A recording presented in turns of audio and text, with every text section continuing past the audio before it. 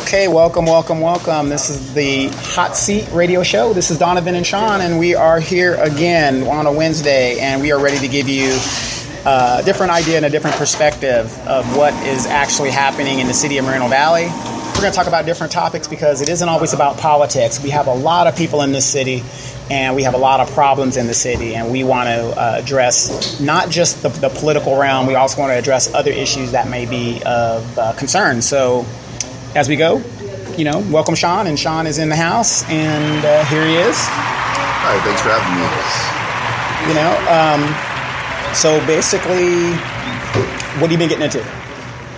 I've been doing a lot of research into both public safety matters and the World Logistics Center, mental health,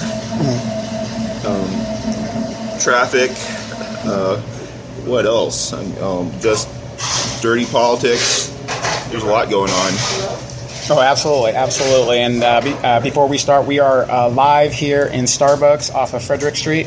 Come on down and get you a macchiato, caramel macchiato, whatever you need to do. And if you got any questions, and if you want to come on the show and watch us do our thing, and you want to participate, you're more than welcome to do so. So. And first of all, I should probably start by saying that I don't represent any candidate. No candidate has ever agreed to have me speak on their behalf. This is just my opinion, and sometimes it agrees with some candidates, sometimes it doesn't. Oh, absolutely. And as everybody knows, I am a qualified candidate for District 1, and this show is not about me. This show is about what's going on in the city of Moreno Valley, and Sean does not endorse me, as he is probably one of my biggest critics, and telling me what I need to do and what I don't need to do. And he is not a Donovan Sadiq supporter, and he doesn't live in my district, so there's no conflict of interest there. All right, so what have you been up to? Just research. That's been watching what the candidates are up to. I'm not too mad at the Pedans right now. They're just doing their thing. They haven't done any controversy yet. I mentioned on the Moreno Valley Politics Matters site that I disagree strongly with Carrie Thin about her views on the Second Amendment, but I am impressed that she has answered a hot button topic. Right. In writing. Right, exactly. So, I want to also comment on last week. I got a lot of feedback on what we talked about last week with the mental issues and the homelessness. And people want to hear more ideas on what we can do about that, because it seems to me the current council that we have, that issue is not addressed at all. Yes. And, people have problems and addictions, and you hit the nail right on top of the head. As what leads into this, that leads into homelessness, and a lot of people were impressed with that show, and they want us to talk about issues like that and solve these problems. Yeah, because honestly, until now, I didn't even think of all the families that are affected. I was just thinking about what to do about the people themselves and how to address them first. But yeah, there's a lot of people that we by all means we could use the family support, and there's groups like NAMI and NAMI. It's a mental health advocacy group that offers classes for families, and then there's Al-Anon and some other groups that offer support for families too. Okay, and we're going to get that information out. If you're interested and you want to know where you can go to get some information, please email us here, and we will get you the information as quickly as possible to maybe help a family out there. But you have a thing, since we're talking about mental illness and things like that, you have something that it's called manic episode symptoms. What is that about? It's just something that I just noted there's a striking similarity between that and Ido Benzivi's financial management style. I'm not a psychiatrist or therapist, but I have been involved in mental health issues for a while, and sometimes it's just amusing to see the striking parallels with his impulsive, grandiose plans and wild presentations and how quickly it's all over, and then he comes up with another one. Right, and again, all these plans, but nothing is followed through, and that's one of the problems that I might have. But tell us a little bit more about it. Yeah, because in the early 80s, he impulsively bought up some land in the eastern Reno Valley when there was a new city council, and apparently he had some connections there. And he thought that he could put a giant freight airport there. But even when I was 6 years old, it was clearly explained to me that the Air Force does not like other planes in their airspace. Right. And then he tried to make a grand presentation to rebuild Norton Air Force Base into San Bernardino Airport, and the people in charge of that airport said he looked good on paper, but even though no one knew who he was, he couldn't get financial backing. Interesting. So once again, it was another grandiose plan with no means to come through.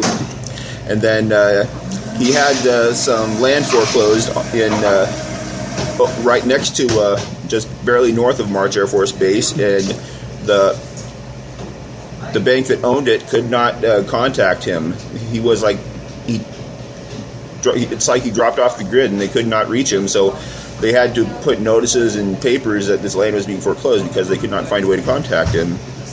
And then I'm sorry, I have to laugh at that, but go ahead. Yeah, and the thing is that of all the warehousing stuff he's ever done, that's the only one that's actually being built on right now. Right. But I'm just saying, here's a guy that is supposedly has deep pockets, and then when it's time to foreclose on his property, he is nowhere to be found.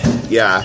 I'm still waiting to figure out what was up with that Branson West Star City Saloon thing, because that takes crazy to a whole new level. I don't know if it was a partner of his or what.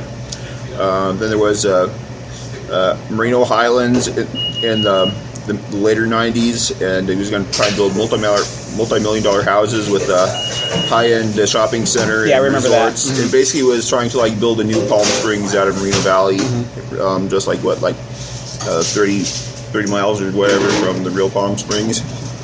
Right, that makes sense. And then but then the market. Well, I don't know how he thought there was ever going to be a market for multi-million-dollar homes in Merino Valley anytime soon, but the market fell through on that.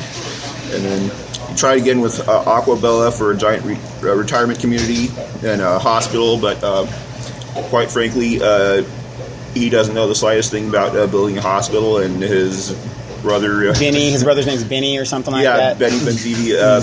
He's a doctor, but he's got a lot of controversy running a hospital too. Right. And quite frankly, his idea for the hospital involved a lot of holistic stuff that even private insurances are reluctant to pay for, much less Medi-Cal and Medicare. Okay. What else?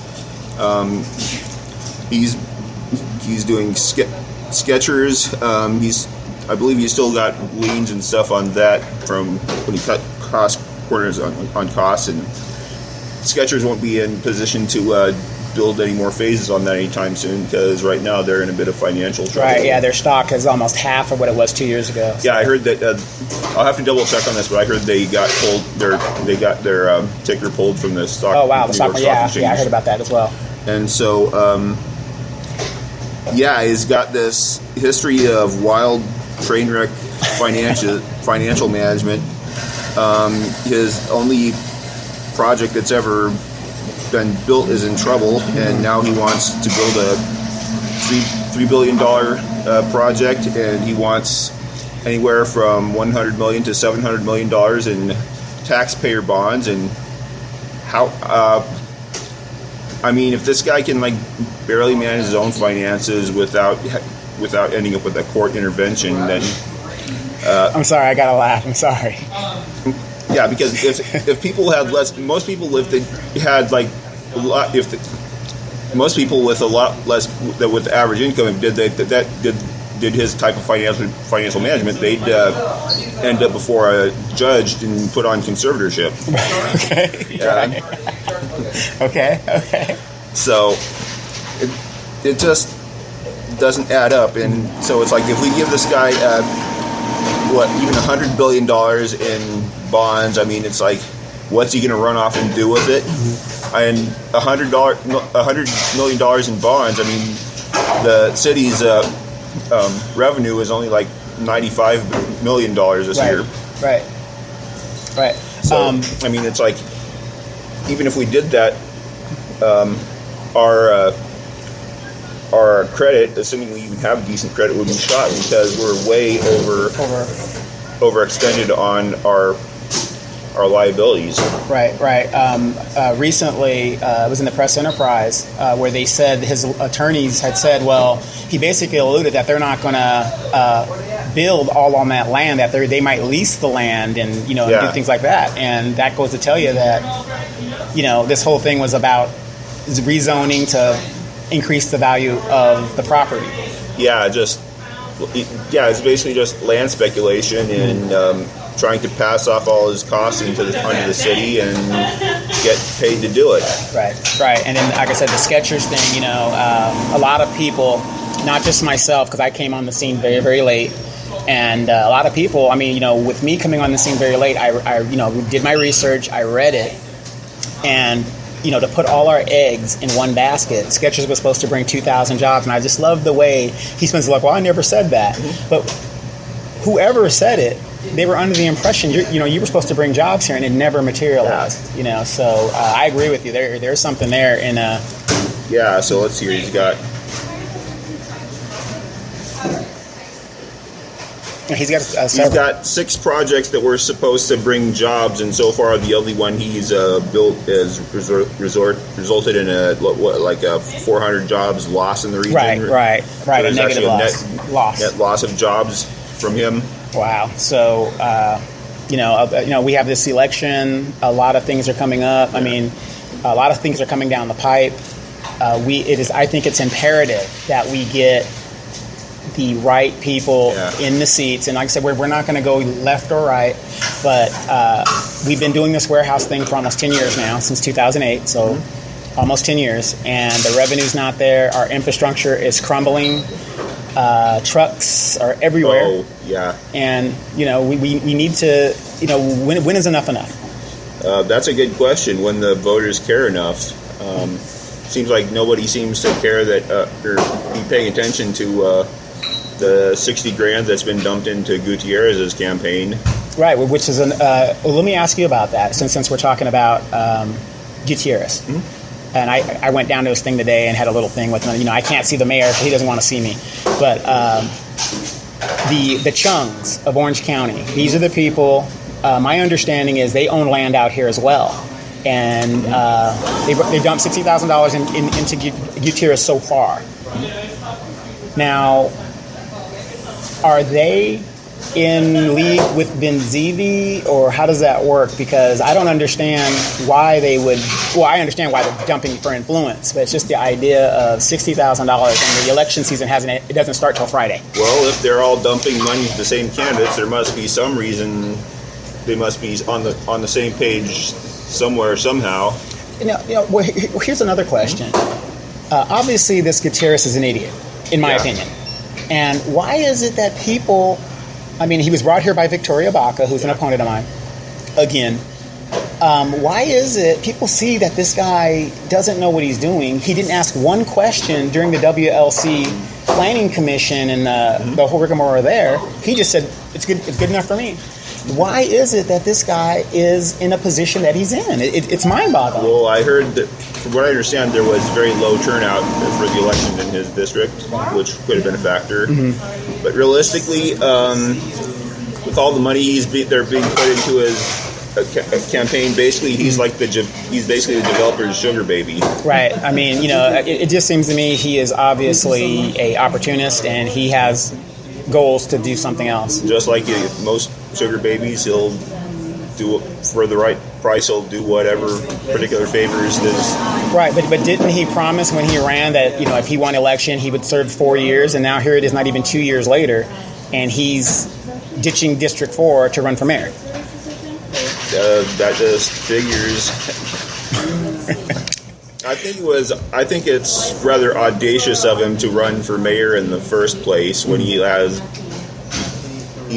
even have a full term under him. Right, exactly. Well, we're going to take a break here, and we are going to go into some other topics, and we'll be back after we pay some bills. And we are here at the Starbucks on Fredericks in Moreno Valley. We're doing live. Come on by, have a macchiato. On Sean, not on me. I'm running a campaign, so I can't afford it. We'll see you in a minute.